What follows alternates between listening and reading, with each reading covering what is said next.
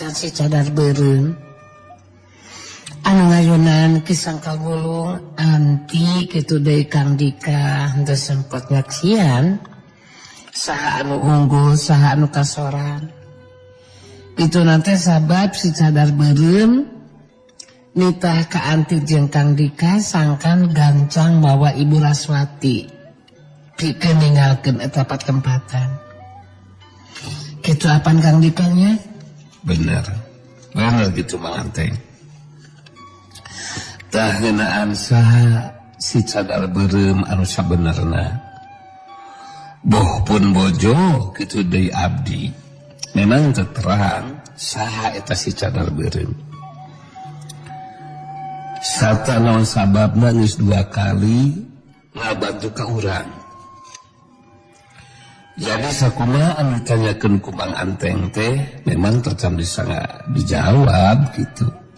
Sabab abdi kitu di anti memang tercam terang. Saha pasti secara pasti saha eta si cadar beureum. Ibu Yut Debreng milu mairan dicaritaan. Geus montong terus cari pamikiran eta si cadar beureum teh euy. Anu jelas manehna memang geus ngabantu ka pihak urang. Kitu ari cek dewek mah teh euy. Wah.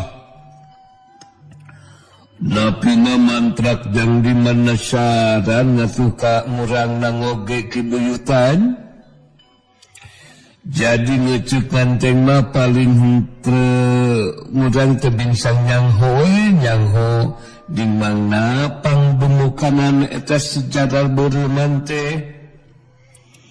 Lamunan geus nyaho ngimahna bobosang lahna. Lamunan urang teh ngangnuhungkeun kang manehna bari mawa cobekan belutan we kitu nu kang rangsa cikuranana teh. Wantong make jeung rek mawa ka beuki dewek sagarupa teh euy. Si cadar beureum mah bihung beukeun kana pangarasap dewek cobek belut. Manasina dewek dahar ngapoe jeung cobek belut dicampuran keusik digalayan ku teh ucing dibalurkeun kana bujur oge teu bosan teh euy. Jadi cek dewek ieu mah kai lain duaan pang lamah Rasanti Surika perhatikeun Saraswati. Oh kolot di lain duaan anu pasina oge masih kene ngarasa sedih jeung hanyalu hatena ku kalakuan si Rawing anu jadi salakina. Bari kayan urang ge kudu tetep waspada sabab sanajan barisan Darmayuda pihak urang aya dina kaunggulan tarung campuh di Tegal Salasar. Tapi pihak musuh pastina oge masih kene ngarasa panasaran.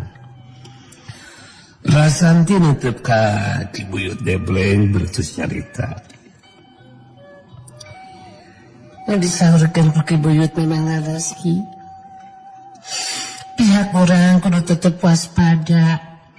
Sanajan tapikeun ka ayeuna pihak urang masih kene poekeun ki.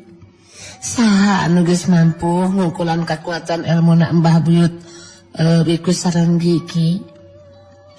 Tapi pihak musuh masih tetap mengrupa ancaman ke pihak urang. Lalu itu Kang Dika. Kewaspadaan malah kudu lebih dironjatkeun ku pihak urang. Sabab teu mustahil pihak musuh masih kena ngarasa panasaran. Sarta neangan cara jeung upaya pikeun balas dendam ka pihak urang. Anu jelas kayaan anggota Barisan Dharma Yuda ge tetep dina kayaan pada waspada. Kitu diantarana obrolan anu lumangsung di jero pasanggrahan Dharma Yuda. Urang tinggalkeun kayaan di kampung kahuripan, caturkeun di pagoro lintang jagat.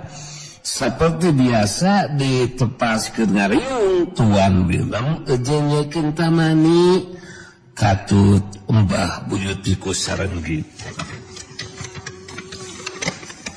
Kitu deui Sugarba harita nyekeun tamani anu keur nyarita ditujukeun ka Mbah Buyut Piku Sarenggi. Adik itu dari Tuan Willem ngerasa tenang sarta suka jeung bagja anu lain dikina ningali kayaan pangarsa Mbah Wiku anu tos pulih deui kaayaanana. Jadi kahudang deui teh Kajeng Subangat teh boga satarina mah geus ngarasa putus asa nya asa geus boga deui harapan mun hayang balas dendam ka Barisan Dharma Yuda teh pangarsa Mbah Wiku.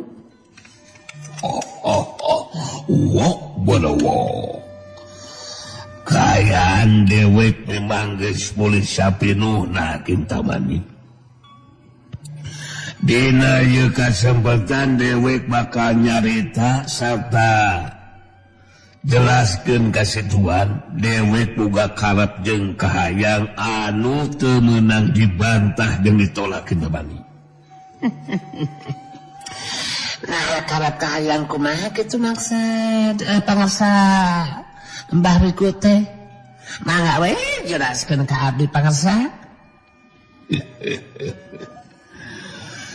Dewek teh hayang boga tempat cicing anu misah kintamani euy. Maksudna geus waktuna dewek kudu pisah imah. Heuh teu cicing di dieu kitu. Wok berwok. Jadi dewek geus misah imah mah rek dibaturan ku si Jarba sarta dikaulaan ku si Manintin. Eta karep jeung kahayang dewek sakali deui ulah aya anu rek wani ngabantah. Sok jelaskeun ku lain ka si Tuan. Nyai kintamani Saterusna ngajelaskeun ka Tuan Willem ngeunaan obrolanana jeung Mbah Buyut Piku Sarenggi anu geus nyaritakeun ngeunaan karep jeung kahayangna. Sanesna dijelaskeun harita Tuan Willem terus carita ditujukeun ka Mbah Buyut Piku Sarenggi. Well, what is here? Terlebih dahulu sampaikan perasaan senang dan bahagia, melihat Mbah Wiku sudah pulih seperti semula. Kepulihan Mbah Wiku tentu saja bikin bangkit kembali semangat pihak kita orang untuk merencanakan tindakan lanjutan. Dan kemudian untuk yang Mbah Wiku inginkan untuk tidak berdiam di rumah ini dan pindah ke rumah lain, terus terang jadi terkejut. Dan juga merasa heran. Why? Apakah selama ada di sini Iksamani Kintamani kurang perhatian Mbah Wiku atau gimana? Ya Kintamani dulu nyambungan karena ceritaan Tuan Willem. Harita nyarita deui ditujukeun ka Mbah Buyut Piku Sarenggi. Kejantan kieu pangarsa Mbah Wiku nya. Maksud Tuan mah rada ngarasa heran ieu teh. tumali kana naurupi nu didugikeun ku Mbah Wiku malah jadi nanyakeun nah sayuna pangarsa aya di dieu teh ngarasa kurang diperhatikeun ku abi jeung tuan atana teh kumaha Mbah Buyut Biku da puguh memang boga maksud anu tangtu pangna hayang misah teh dibaturan ku Sugarba jeung dikaulaan ku Manentin sabab ari geus misah imah mah dirina bakal ngahangkeutkeun nurunkeun kakuatan ilmuna ka Sugarba anu geus diangkat jadi muridna anu tangtu we eta karapa maksudan teh moal bisa dibetuskeun kanu sejen ningali sikap jeung adenge caritaan Nyi Tamani jeung Tuan Wilem anu kalah kah Malik tanyakeun naon sababna ngajadikeun Mbah Buyut Biku Sarenggi jadi kasinggung harita nutup sepet ka Nyi Tamani betus carita wok barawok nu ditanyakeun ku si lain gelas nyinggung kana perasaan dewek saking Tamani si lain kudu ngarti sia sanajan bener dewek geus gagal mimpin barisan mangsa ngagempur ka pihak musuh malah dewek tepikeun ka dibongohan ku anu jadi lawan anu cukup hebat ilmuna ngabongohan dina kayaan dewek keur balanga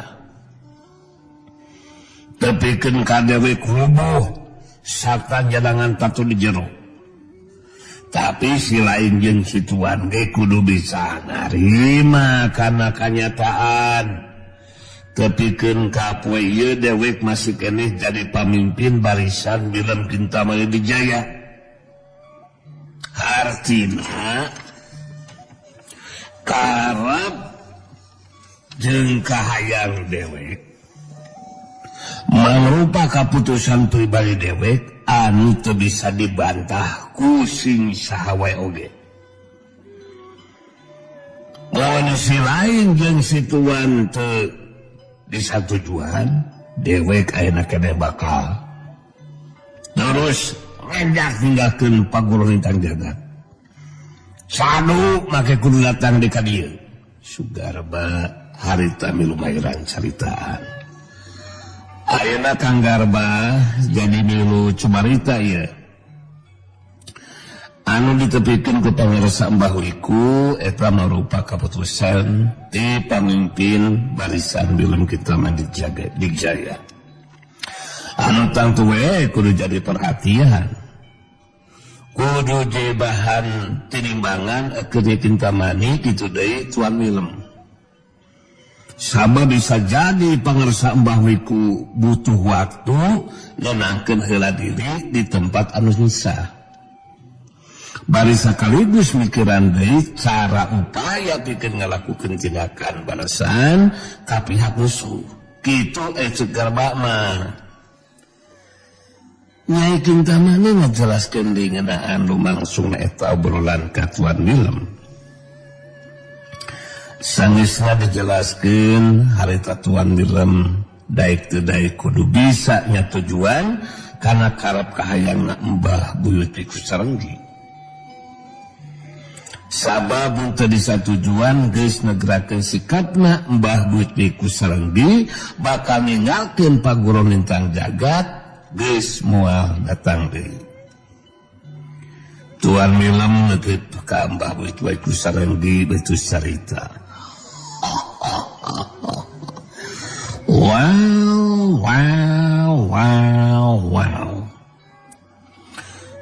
sekarang jadi perhatian tentang apa yang Mbah Wiku inginkan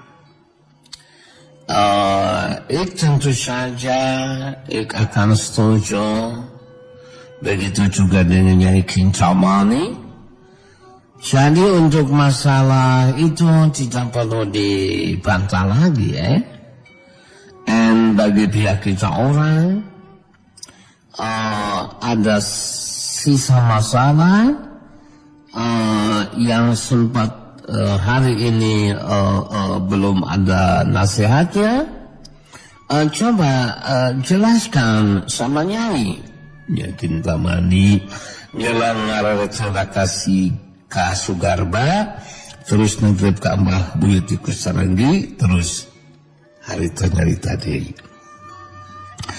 Jadi kita ngersama rikunya anu dimaksudkan ku tuan mah ngenaan sesa masalah teh nyaeta ngenaan nyayembarakeun si Rawing. Anu sok sanajan masih terus disebarkeun ngenaan embaran sembara. Tapi tepikeun ka poe ieu tacan aya saurang-urang acan jago atau jawara anu datang bari mawa babatang si Rawing. Jadi kumaha nemutkeun pamikiran pangarsa Mbah Buyut ku Sarenggi ngeunaan masalah ieu bah obrolan saterusna. Jadi ngabahas ngeunaan rencana susulan sanggeusna upaya ngakampur musuh aya dina kagagalan. Malah upaya si Rawing disembarakeun oge tug nepikeun ka harita masih keneh tacan aya jago atawa jawara anu datang mawa babatang si Rawing. Bari nyusun deui rancang susulan leuwih salahna sembara si Rawing teh leuwih ditingkatkeun hadiahna sangkan leuwih narik kana perhatian.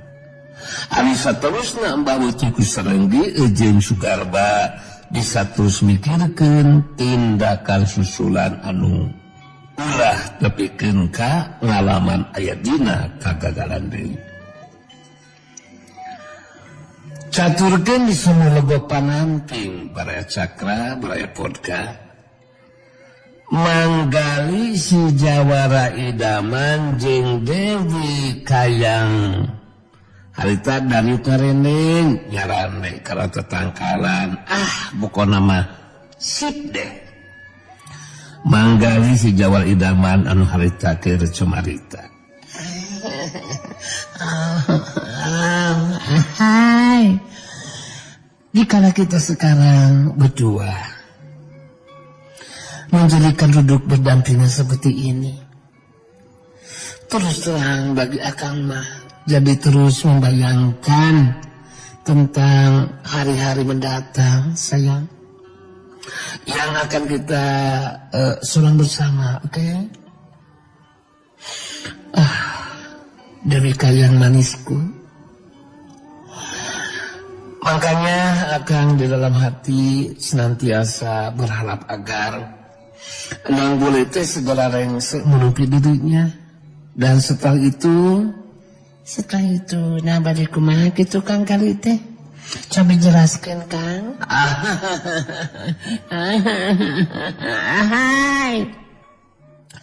Ya setelah itu ya maka kita akan menjajabkan nang bule kembali ke kampung kahuripan gitu sayang ya, sayang manis ya.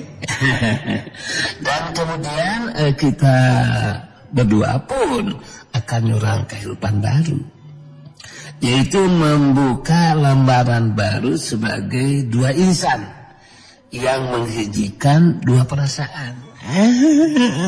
Asip deh. Yaitu tujuannya agar menjadikan tetap bersatu gitu ya. Manggali si jawara idaman nyelang ngalelet ka Dewi Kayang bari terus nyawel gadona terus nyalita sayang akan menjadikan gemes deh aku jadi gemes banget gitu loh, ingin menyawel gado yang bagaikan nog sepotong itu tidak apa-apa kan. Yang tina naon atuh Kang Gali badai langsung segitu oge mangga jadi apa terus jelas milik Kang Gali tiluhur susah peramut tihanap seipas dampal anu tengah-tengah anu cenah wok oge mangga teu sandas teh kanggo si Jawa idaman. I happy thank you darling. Ngecis anjir ya sebelum resmi melahir habis sayangnya akan tidak akan berani macam-macam deh sama si permata hatiku, swear deh. Meskipun akan ini ada yang terterjal ini juga ya, tapi ku akan dihulang, jangan dulu gitu ya. Nanti juga sama Taylah kalau sudah melaki rabimahnya bisa lagi karena di luar mari juga is okay ya. Ya bisa saja akan terus menjek-jek nong gitu setiap harinya. Ya kita bersama akan berlayang bersama menembus awan dari kayang si paling manis di dunia. Pokoknya nanti akan mendapatkan seranganku. Nikmat deh. Gitu beningan si Jawa idaman mah. Ya kita tuh yang ulah atuh Kang. Anu wajar-wajar we da abdi deperinten asa pasiksa awak teh upami ku akang anu belajar mah. Jadi maksud Kang Gali mah ulang duaan teh bakal terus tumatep di kampung kahuripan gitu Kang. Iya betul sayang. Iya betul. Sebab harus dimengerti selama ini Akang memang sudah menjadikan bagian dari keluarga besarnya si Rawin gitu sayang ya. Dan Mang Bule sebagai injonya. Bagi Akang ya sudah bukan orang lain lagi gitu manisku ya. Terus terang Akang sudah menekatkan dalam hatiku tidak akan incah bailahan lagi meneangan tempat lain atau menjunungan kepada orang lain. Nah, sekarang kali tinggal bagaimana sikap dan pamadegan Dewi Kayang Manis. Si cantik. Mas pasti kene teruskan di wae Kang Galima. Kenaon abdi bakal bakti diri. Biara satia atau hari itu nyal tujuan mah nyalujuan sakumaan direncanakan ku Akang. Tong dibahas deui masalah eta mah Kang. Aya nama kieu ieu. Abdi rek narus ieu ka Akang. Narus apa sih? Diumpamakeun mun abdi jadi coet, Kang Gali jadi apanya sih? Malaysia kayak gitu sih. Ya sudah benar tentu kalau jadi cueknya akan jadi mutunya ya, yang akan mengulak yang akan mengulak cuek. Itu kan pasangannya sayang. Abi jadi kembang? Ya Kang Gali jadi Bang Balanya yang siap untuk menyusup sari madunya kembang gitu sayang. Mun abdi jadi sawah.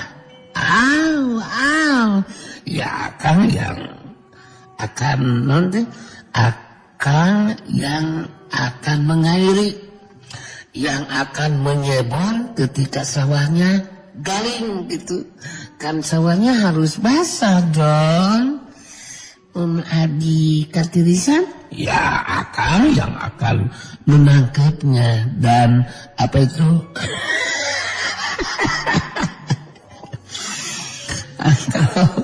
Kalau manisnya tiris, ya akan menangkapnya dan ujung-ujungnya narcisnya.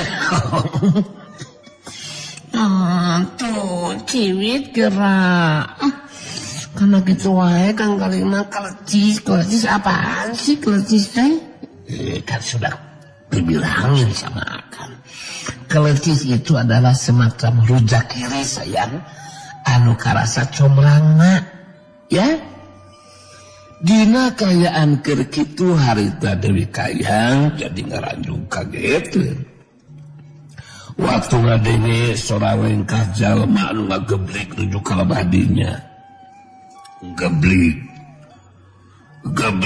kitu nate da pugu geus apa anu lempang na ngageblik sora lempangna Ki Gajah Raksa anu jadi guruna.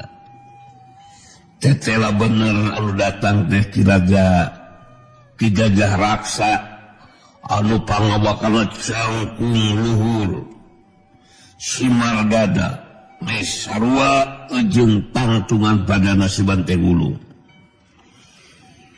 Darah ningali Dewi Kayang anu jadi muridna Kir Diu Karendeng bari nyarane kana tatangkalan Ki Gajah Raksa langsung nyarita bari musirkeun paneutupna ka Dewi Kayang. Wah, Kayang lalahonan aya di dieu paduaan jeung lalaki anu kawas ti bepatut. Sada jalma anu goreng sopak wani ngaleneng jeung salinja ha? Sakula mah geus aya mulang kalakawa balik. Anu mah teh ku dewek disusukani oge. Ka sumulogok panamping. Jelaskeun ka dewek, saha eta lalaki anu goreng pucus teh? Hah? Anu beungeutna siga talapo kuda. Anu beungeutna sepi karasepeun. Hah? Saha? Dewi Kayang jeung manggali si Jawara Idaman calengkat mantu. Dewi Kayang terus nyarita ditujukeun ka Ki Gajah Raksa jadi guruna. Ketenang heula Ki Guru ya. Ieu lalaki nu ayeuna bebarengan jeung Kayang teh nyaeta ngajaga di Sumergo Panamping Ki. Salaku pamananang bule anu ayeuna keur numpi diri di jero legok Sumur Panamping Ki. Malah ieu lalaki anu geus mampu ngungkulan ajen pangartina Kayang Ki. Manggali si Jawara Idaman nyambungan kana caitana Dewi Kayang ditujukeun ka Ki Gajah Raksa.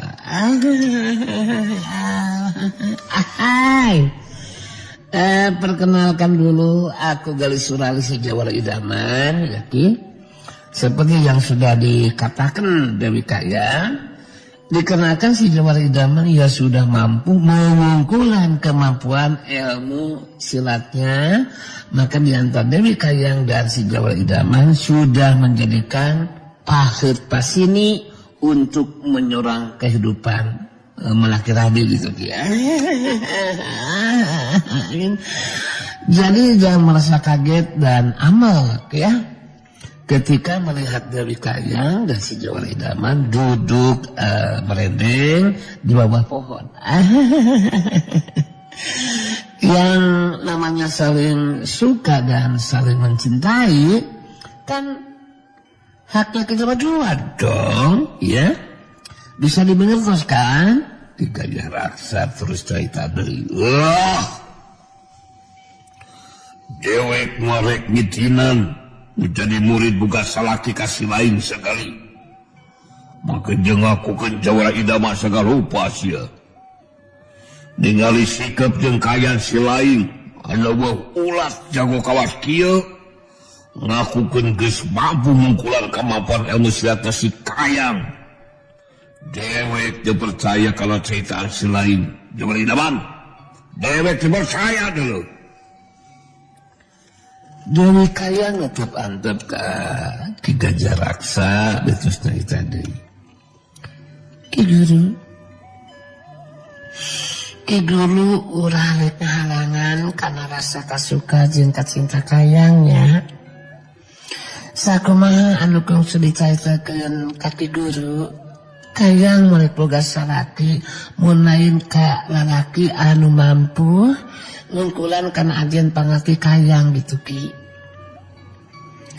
Tah eta lalaki teh nya ieu kang gali si Jawara idaman ki. Mana rasa kasuka jeung kacinta mah eta hak pribadi Kayang Ki Guru. Teu bisa kitu Kayang. Teu bisa. Dewek selaku jadi guru boga hak pikeun nangtukeun nasib jalan kahirupan jadi murid. Sangkan aya dina kabagjaan. Anu mata keur dewek tatap teu satuju boga pisalakieun kawas kanu kieu patut bebengetan siga naon ieu teh siga sanobica mun geus goblok teh macam-macam wancekologi ya. Ki Guru bisa nyarita miharep anu jadi murid teh panggih jeung kabagjaan kan. Tah ayeuna kayaan Kayang teh keur ngarasakeun kabagjaan Ki.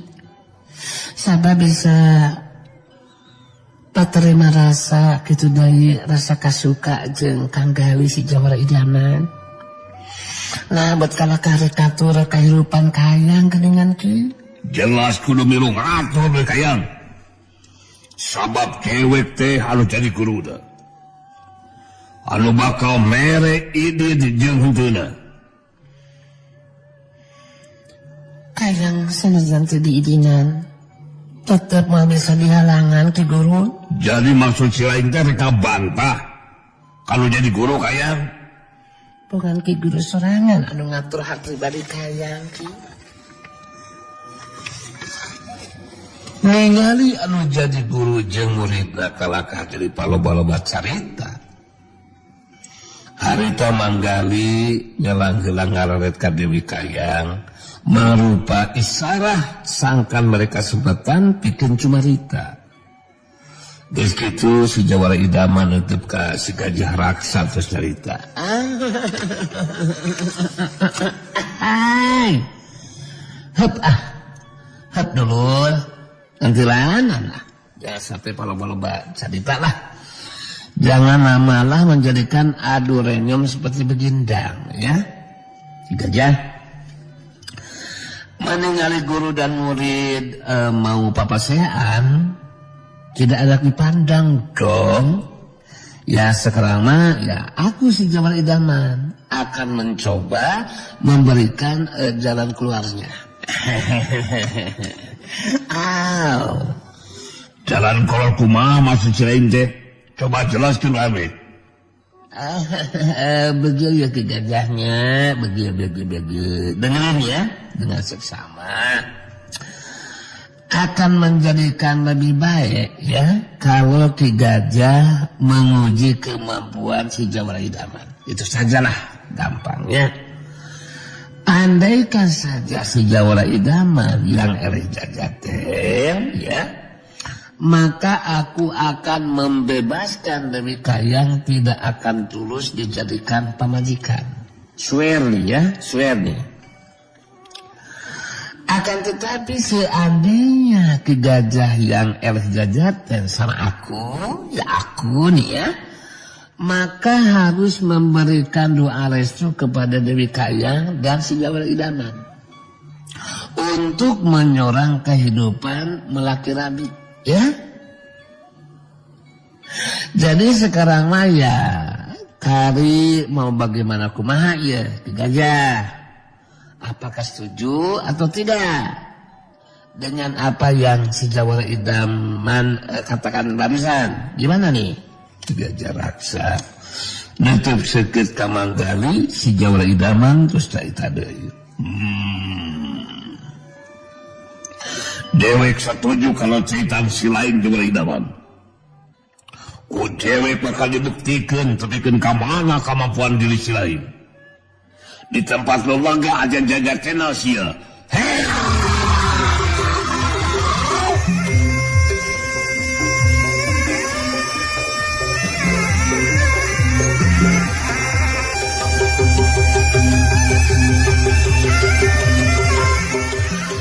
Ki Gajah Raksa ngajerat menuju ke tempat anu lega. Sedangkan si Jawara idaman dengan katuhuna dicepengan ku Dewi Kayang betus nyarita. Kang Gali, hati-hati ya Kang. Guru abdi lain lawan anu enteng-enteng Kang. Saban dengan seukur kemampuan ilmu silat anu hebat Kang. Tapi boga kemampuan ilmu simpenan. Abdi teh mengharap mun tepikeun ka lalaki nepi ka cinta ku abdi. Jajaten ku Gajah Raksa guru abdi ya Kang ya. Kang, ayo Kang hati-hati sayang ya. Sayang, jauh sayang ya. Hai. Dewi Kayang Malaysia cantik yang genok demplon ya tidak usah menjadikan selempang dong ya. Harus tahu dan dimengerti tugas akang membaturan nang boleh putus rawin merupakan tugas yang mulia. Masa iya dong menjadikan asapiraku harus gagal bersanding dengan permata hatiku. Karena itu Eles Jajaten sama Ki Gajah tenang saja. Dari Kayang manisku ya, doakan saja pokoknya ya. Si Jawa Idaman kekasihmu ini ada dalam keunggulan. Oke? Manggali si Jawa Idaman ngacuelat satu mancur di datang tunganana diharapkeun Ki Gajah Raksa anu bakal nguji ajen pangartina. Ki Gajah Raksa nutup seukeut ka si Jawa Idaman betus nyarita. Hei, dengekeun ku si lain Jawa Idaman goblok. Dewek yang mun si lain bener tepikeun ka mabung kulan kana ajen pangarti dewek. Maka dewek bakal merejuab restu kasih lain oleh kasih Kayang ku dewek diselamatkan diresmikan oleh eta jeung dewek. Thank you matur sangat Sese ya. Kalau memang sudah begindang lah ya. Ya sejumlah idaman akan pegang apa yang sudah kita janjikan, oke? Dua jiri madu harapan. Ki Gajah Raksa nyelang ngarelet kalebah Dewi Kayang anu jadi muridna. Saterusna ngakerakeun dengan katuhuna kejadian aneh lumangsung. Bedog si Rujang anu ngadaplok dina tongolna Dewi Kayang harita mecat sorangan siap besar kalayang kaluar tina sarangkana saterusna ngabesar puluh kalebah leungeun katuna Ki Gajah Raksa. Kalayang sat kep bedog si Kujang atau si Rujang ditewak lebah gagangna ku leungeun katuna Ki Gajah Raksa. Ki Gajah Raksa ngepsekeun ka manggali si Jawara Idaman geus nyarita. Perhatikeun ku si Jawara Idaman. Ieu bedog si Rujang anu robak jeung panjang lain bedog samalangan dulu. Tapi mangrupa bedog anu geus lila marangan cewek dina mangsan makalangan di dunia kajawaran. Kemampuan si Kayang mul dewek dina ngulinkeun ieu bedog memang cacan kacanting sapiluna. Sok sanajan manehna geus bisa ngagunakeun curus layang. Tigasan mangrupa curus pamungkas tapi masih kena lemah. Sabab kekuatan talaga lapisan aya di sanapeun dewek anu jadi guduna. Anu matak selain montong boga pamikiran kemampuan jeung kekuatan dewek disarwakeun jeung si Kayang hasok gunakeun senjata si lain sia. Manggali si Jawa Idaman nyabut popongkolna nu diselapkeun dina cangkeng belah kencana terus nyarita.